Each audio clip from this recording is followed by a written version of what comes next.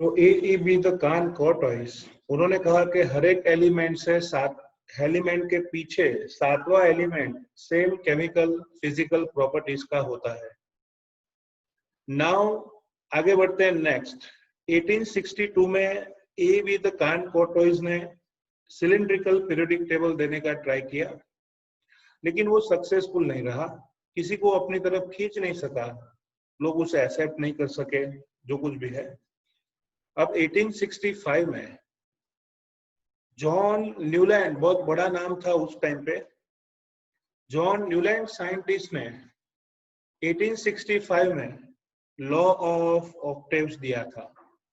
Law of octaves दिया था। उन्होंने डिफरेंट एलिमेंट को increasing order of their atomic mass उसमें अरेंज किया था, और उन्होंने कहा कि every 8th element had property similar to the first element. उन्होंने कहा कि हर एक 8वां एलिमेंट पहले एलिमेंट जैसी ही प्रॉपर्टी का होता है। ओके, आपको बता दूं उसे लॉ ऑफ ऑक्टेव्स क्यों कहते हैं, क्योंकि आपको पता है संगीत में 7 सुर होते हैं, बराबर। हम क्या कहते हैं भैया, सा रे गा मा पा धा नी, मतलब सा रे गा मा पा धा नी संगीत के 7 सुर हैं। अब आगे बढ़ेंगे तो पहला ही रिपीट होगा। तो जैसे संगीत की सरगम का पहला और 8वां सुर सेम होता है, वैसे उनके पीरियोडिक टेबल में first and 8 element almost same property का होता है। That is called law of octaves.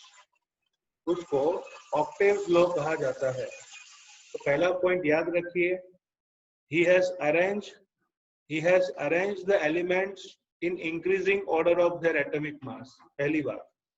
Second, he noted that every 8 element has the similar property with first element. Okay, the relationship was just like every 8th note that resembles the first in octaves.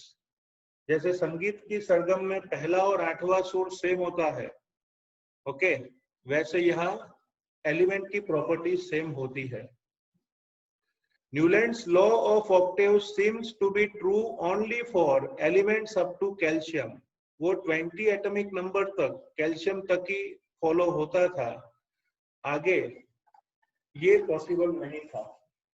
इसलिए Newlands periodic table या फिर law of Octave को भी reject किया गया।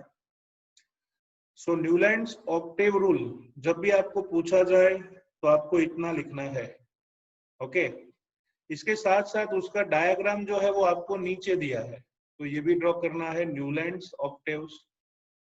आपको सही में बताऊं ना तो AEB द कान कॉर्टॉइस की जो इन्वेंशन थी, उसी इन्वेंशन को जॉन न्यूलैंड ने अपने नाम से फिर से पब्लिश कर दिया था। क्योंकि AEB ने क्या कहा था कि एलिमेंट के पीछे वाला 7वां एलिमेंट, अब देखो लिथियम के पीछे से शुरू करें तो गिनो 1 2 3 4 5 6 7, तो लिथियम के बाद 7वां एलिमेंट कौन हुआ, सोडियम ही हुआ ना। लिथियम के बाद 7वां एलिमेंट सोडियम हुआ, ऐसा कहो, या फिर लिथियम को पहला बोलो तो 8वां सोडियम होगा, मीनिंग तो वही है ना, उनकी same physical and chemical properties होती है। इसे कहते हैं बच्चों John Newlands law of octaves. इस टेबल को ध्यान से याद रखना है, और भूल से भी यहाँ इनर्ट गैस मत लिख देना, बच्चे लिख देते हैं फिर पता चलता है उस टाइम पे तो थे ही नहीं।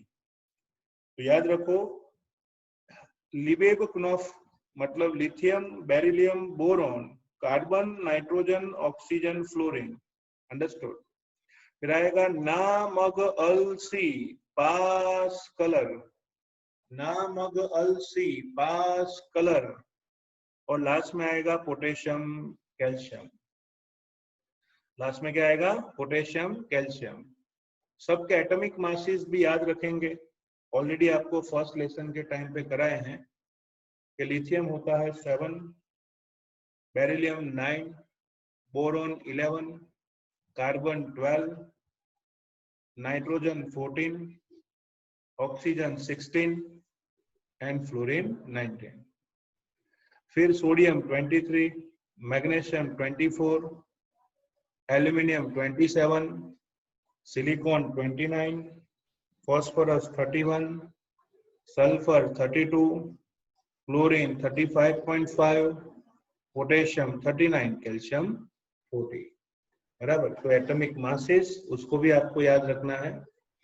तो एक अच्छी सी थियरी में मानता हूं इंट्रोडक्शन में, सबसे अच्छी थियरी पहले लिखेंगे 1865 में जॉन अलेक्जेंडर न्यूलैंड उसने लॉ ऑफ ऑक्टेव्स दिया. फिर लिखना है ही arranged different elements in increasing order of their atomic masses. Note भी किया कि every 8th element have similar properties with the first element. It is also similar to law of octaves of music. जैसे पहला और 8वां सुर same होता है music में, सेम वे यहाँ पे भी एलिमेंट सेम होता है. But it could not last long, मतलब वो कैल्शियम तक ही सच्चा था, उससे आगे ये पॉसिबल नहीं था. और इसीलिए न्यूलैंड्स लॉ ऑफ ऑक्टेव और ऑल्सो रिजेक्टेड, उसको भी रिजेक्ट किया गया. आने वाले लेक्चर में हम पढ़ेंगे मेंडलीफ और लॉथरमेयर, उनका जो योगदान था पीरियोडिक टेबल में, वो डिटेल में पढ़ेंगे. Okay students, so today we will stop here. Prepare with me. Okay, thank you.